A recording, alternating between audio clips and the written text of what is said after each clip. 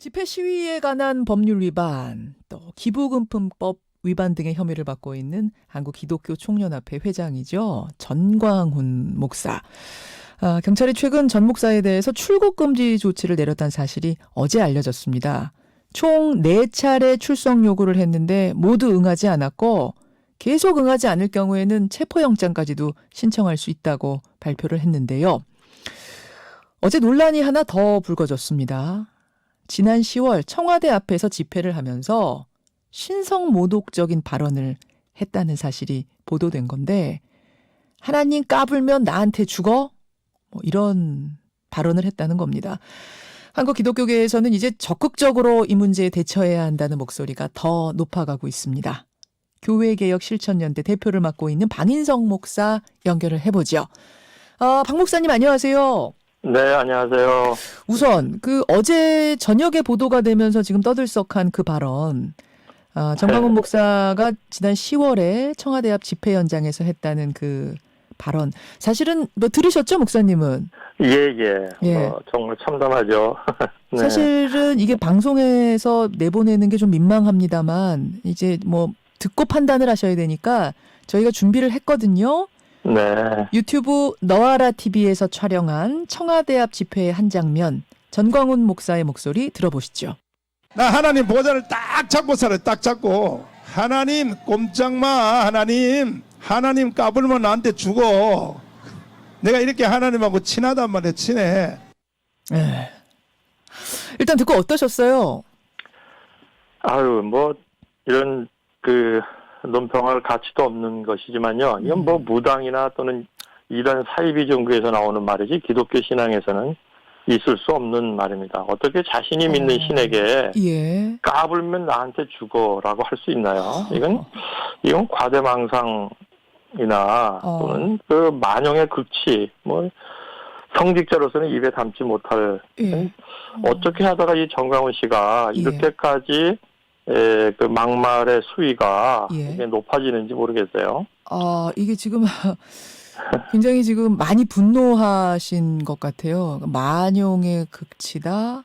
이단에서나 나올 수 있는 얘기다. 지금 그러셨는데, 내가 그 정도로 하나님과 친밀한 사이라는 걸 강조하기 위해서 말하다 보니까 이게 농담 반 진담 반으로 이렇게 얘기할 수도 있는 것 아니냐라고 해명을 한다면? 이 전광훈 씨는 아마 하나님을 자신의 이용물로 생각하는 것 같아요. 하나님과 가까이 있으면 자기 마음대로 뭘 해도 된다라는 그런 아주 어디 성경에서도 있지 않은, 또 기독교의 가르침에도 있지 않은 그런 말을 해대고 있고요. 하나님과 정말 가까이 있다면 하나님과 가장 가까이 계신 예수님을 보면 되죠. 예수님은 온유하고 겸손하셨습니다. 경고망동도 유분수지, 이런 그런 막말을 이렇게 해대는 걸 어떻게 하나님과 가까이 있다고 할 수 있습니까? 이런 것을 이렇게 동조하고 또 그런 것에 박수를 치는 사람이 있다면 그건 잘못돼도 한참 잘못됐죠. 이게 지금 대다수 기독교계 목사님들이 이런 생각들을 하세요. 대부분의 우리 목회자들은 이걸 보고 동조할 그런 목사들이 있을까 싶어요. 그런데 제가 좀 걱정스러운 것은요. 요즘 원로 목사님들이 전광훈 씨의 입장에 서서 전광훈 씨를 편들고 옹호하고 지지 발언을 했다는 소식을 접하고요. 제가 너무나도 놀랐습니다. 어떻게 현 정부에 대한 불만이 있을 수는 있겠습니다. 우리가 정치적 입장이 서로 다를 수 있겠지만 얼마든지 그럴 수 있죠. 그렇다고 해서 전광훈 씨 같은 비신앙적이고 사이비 종교에서나 나올 수 있는 그런 교주가 얘기할 수 있는 이런 것들을 동조한다는 것은 이런 정치권에서나 있을 수 있는 일을 기독교에서 또 특별히 원로 목사들이 좀 자중하지 않아야 되겠나. 정말 좀 심각하다라고 생각됩니다. 정치권에서나 있을 수 있는, 정치권에서나 목격할 수 있는 이런 모습들이 지금 종교계에서, 기독교계에서 보이고 있는 점이 지금 개탄스럽다는 말씀. 근데 목사님 지금 말씀하시면서 계속 전광훈 호칭을 씨로 하셔가지고 이분이 저는, 한기총의 지금 대표시잖아요. 저는 목사의 양심으로 또 상식적으로 볼 때 예. 전광훈 씨는 목사라고 부를 수가 없습니다. 그분은 한번 그 제명도 당했고요. 예. 그 아무리 그 개신교가 이 개교의 주의라고 하지만 예. 그 제명당한 그 목사 스스로 교단을 세워서 목사 행세를 하는데 이런 그 전광훈 씨 같은 사람은 그 교회 지도자들이 교단에서 예. 확실하게 예. 퇴출시켜야 됩니다. 전광훈 씨 그 자질로 보나 자격으로 보나 언행으로 보나 예. 이건 목사라고 할 수 없고요. 한국 교회의 수치요 망신이죠. 수치고 망신이다. 이걸 그냥 그렇게 침묵하고 있다는 것은 있을 수 없습니다. 논란의 발언은 발언이고 지금 전광훈 목사가 고발당한 혐의들은 폭력 집회를 지시했다는 이 혐의가 있고요. 또 기부금품법 위반 혐의가 있습니다. 이게 다 이제 집회와 관련된 건데 전광훈 목사 측은 이 집회는 합법적인 종교 행사다. 즉 예배의 일종이기 때문에 뭐 폭력 정치 집회 이런 거 아니고 그리고 거기 예배이기 때문에 헌금도 거둘 수 있다라는 주장 어떻게 생각하세요? 그거는 뭐 전광훈 씨의 주장이고요. 그 뭐 종교 장사꾼의 행태입니다. 뭐 예배라는 이름으로 예. 그 뭐 헌금이라는 종교 예식으로 예. 그런 집회에 모인 사람들을 현혹해서 그 자신의 목적을 달성하려는 아주 전형적인 예. 그 예수님께서도 거짓 그 사꾼 종교 지도자들 장사꾼들을 그 아주 책망하신 이런 성경 말씀이 있는데 예. 그러다가 하나님의 심판을 받죠. 이런 또 교회 안에서도 예.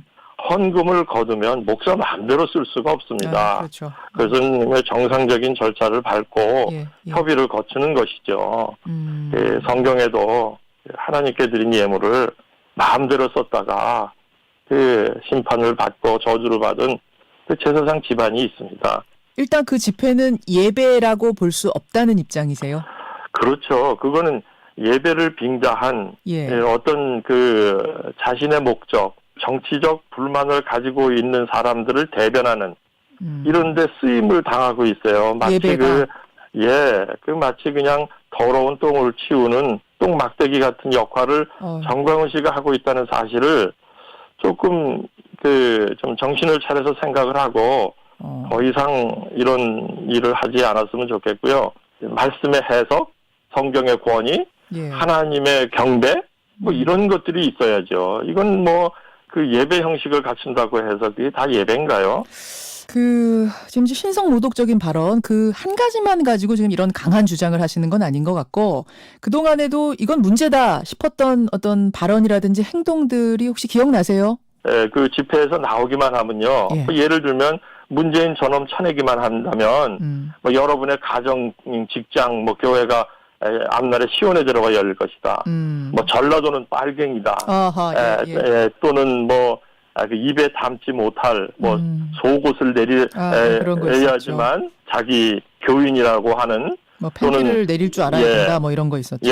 빤스를 내려야 된다. 또는 뭐 인감증명을 가지고 와서 자기한테 줘야지만 진정한 교인이다. 뭐 이런 식의 발언을 막 일삼는 그러한 그 전광훈 씨가 어떻게 설교자로서 예배에서 성경을 해석하고 진리를 선포하고 예수의 사랑을 증거하는 예배의 주관자로 나설 수 있겠습니까? 자, 그러니까 뭐 이번 그 문제가 된 신성모독 발언을 제외하고도 뭐 그거 하나만 가지고 이야기하는 건 아니고 과거에 여러 가지 논란이 됐던 발언들이 있기 때문에 전체적으로 지금 이런 말씀을 하시는 것이다. 문제 제기를 하시는 것이다. 이 말씀이에요. 결국 저는 이 문제에서는요. 교인들이 분별력을 갖고 거짓 목사나 종교 지도자들에게 속지 않아야 되겠고요. 정말 다시 한번 우리 한국 교회가 권위로 회복해야 되겠습니다. 자, 논란이 되고 있는 그 지점들에 대해서 목회자의 생각은 어떤지 오늘 방인성 목사님 통해서 들어봤습니다. 고맙습니다. 수고 많습니다. 교회개혁실천연대 대표세요. 방인성 목사였습니다. 김현정의 뉴스쇼는 청취자 여러분의 참여로 이루어집니다. 트위터, 페이스북, 레인보우 게시판, 그리고 단문 50원, 장문 100원의 유료 문자 샵 1212, 우물정 1212 통해 참여하실 수 있습니다. 김현정의 뉴스쇼, 여러분과 함께 만듭니다.